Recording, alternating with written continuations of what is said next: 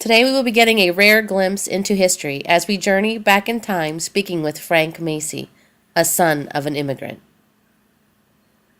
Frank was born in Reading, Pennsylvania on September 22, 1932.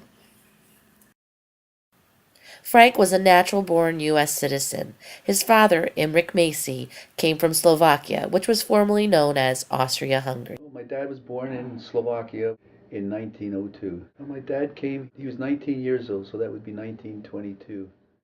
Frank explained how in Europe people were looking for opportunities to create a better lifestyle for their families. For some, that meant going to America. And so, at the age of 19, Frank's father, Imric, decided to take a chance and visit some family members in America.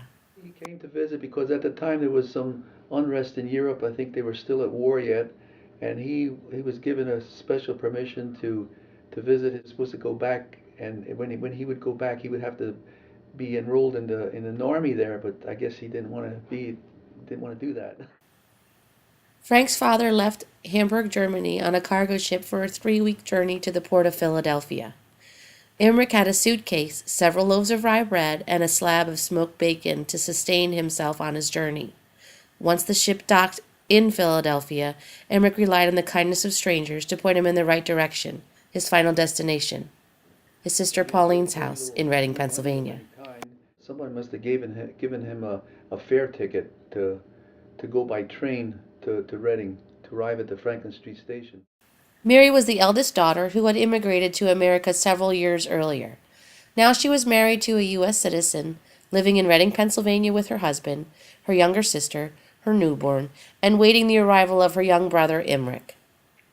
Frank begins to discuss educational expectations, from his father's childhood in Slovakia to Imric's expectations of Frank and Frank's expectation of his daughter.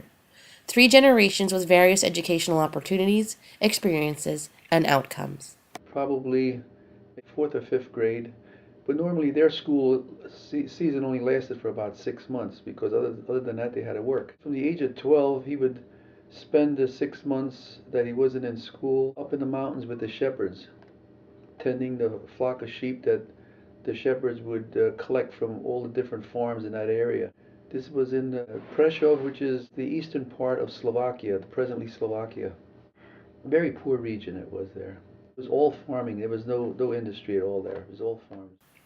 It was evident that Imric wanted his son, Frank, to further his education beyond a high school diploma. Well, he always wanted me to further myself in whatever I choose. I had a chance to go to college after I graduated from high school. Costs were too high at that time, and they had just purchased a house, so I felt that I should go to some trade school, to Wyoming Polytechnic Institute. I have a daughter who went through college and wound up going to law school and wound up being judge in a municipal court in Indiana, and she also was in a government job of utilities commissioner for the state of Indiana, and now she's moved to Colorado, Denver, Colorado, and she's with some high prestige firm over there in mediation.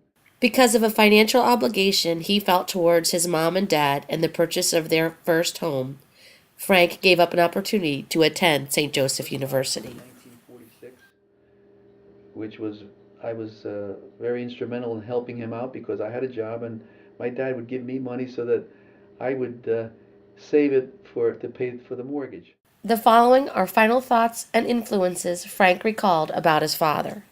He always expressed a love for this country, and he said that we don't know how lucky we are to be living here. And he made me a promise that I would always honor and appreciate my Slovak heritage also, which I do to this day.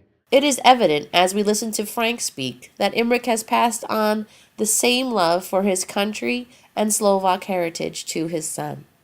I love my father and I really appreciated what he did for us. He never wanted to do anything that would harm his reputation and the family's reputation. We all had respect for it. It was respect. It was fear, but it was honest fear. It was a loving fear. They have a poor image of our country. They don't realize how lucky they are to be living in a country where you can express yourself, but they have the wrong notion of what you call freedom. They think you can do what you want. It's not. It's really not that simple. Once you're in the United States, that is your country, and you should love it, and you should honor it, and You like to promote your heritage, the nice things of what your heritage consists of. Other than that, there should be no allegiance to any other country.